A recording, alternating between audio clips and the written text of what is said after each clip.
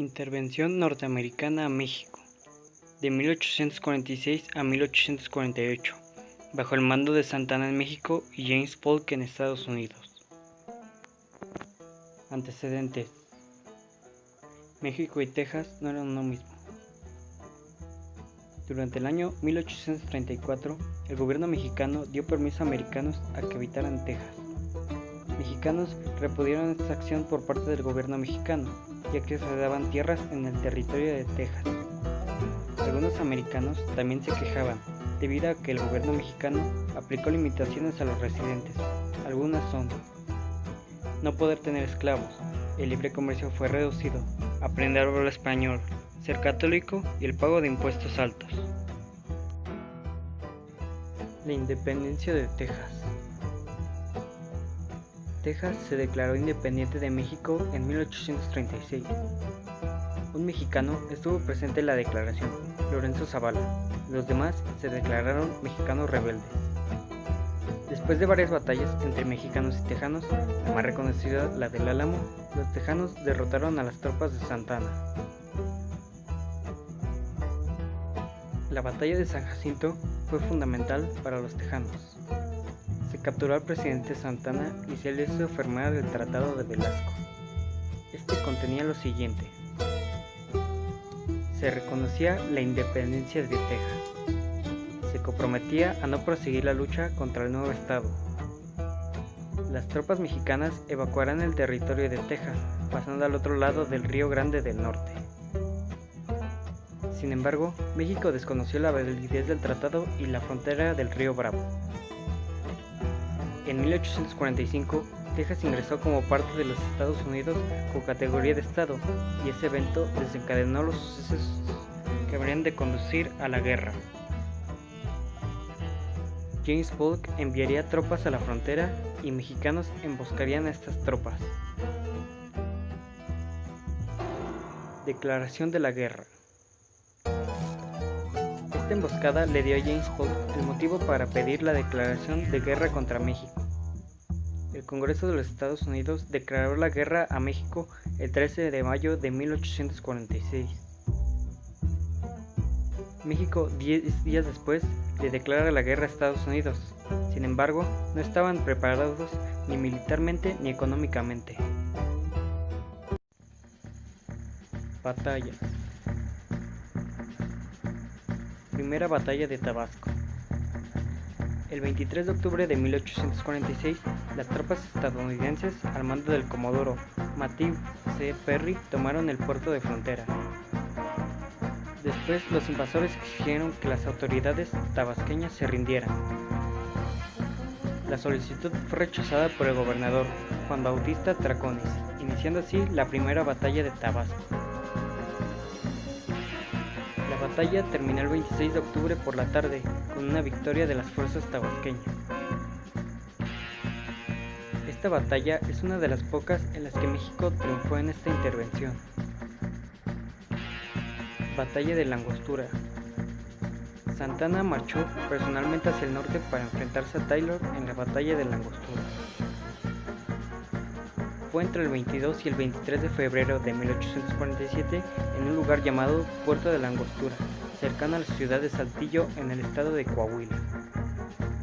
En la batalla, el objetivo principal era ganar terreno elevado, para así tener un mejor ataque. Después de la batalla, cada bando había sufrido muchas bajas y ningún frente había podido alcanzar su objetivo. Ningún bando se definió como victorioso por las siguientes razones. Los mexicanos se autoproclamaron victoriosos y Santa Anna ordenó una retirada del lugar a medianoche. Las tropas de Taylor se retiraron porque el presidente Polk abrió un segundo frente y necesitaba a estas tropas. Toma de Veracruz. Aquel segundo frente que Polk abrió fue comandado por el general Winfield Scott en marzo de 1847, que se transportó por mar al puerto de Veracruz. El objetivo fue llegar al centro de la ciudad por el sur, ya que era más difícil abrirse paso por el norte. El general Valentín Canalizo entró al frente de la división de Este en Veracruz. El general tenía diferencias de estrategia militar con Santa Anna en cuanto a la defensa del territorio mexicano. Scott ganó el puerto de Veracruz tras un cruento bombardeo donde murieron muchos civiles y marchó hacia la Ciudad de México bajo la famosa Ruta de Cortés.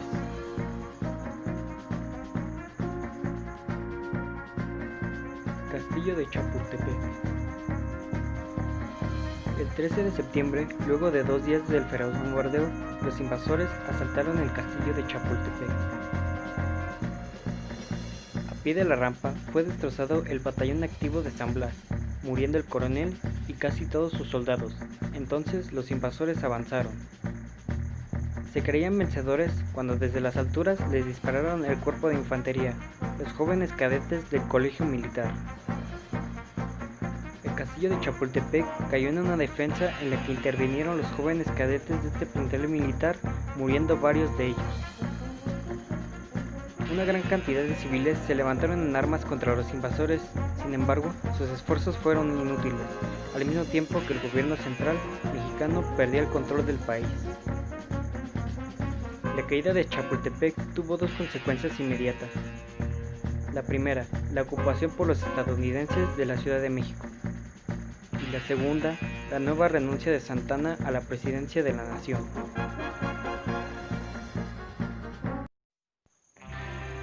Fin de la guerra. El nuevo gobierno, encabezado por Manuel de la Peña y Peña, inició las negociaciones de paz con los Estados Unidos. Aquella negociación culminó con la firma del Tratado de Guadalupe Hidalgo, firmado en villa homónima el 2 de febrero de 1848. El tratado fue redactado en su totalidad por Estados Unidos. El Tratado de Guadalupe Hidalgo. El tratado estableció que México cedería más de la mitad de su territorio. Además, México renunciaría a todo reclamo sobre Texas y la frontera internacional se establecería el río Bravo. Como compensación, los Estados Unidos pagarían $15 millones por daños al territorio mexicano durante la guerra. El Tratado de Guadalupe Hidalgo daría un supuesto fin a la intervención norteamericana hacia México. Sin embargo, es uno de los capítulos más dolorosos de la historia de México, por el arrebato de muchos estados. Todo esto se perdió por una mala organización del gobierno mexicano.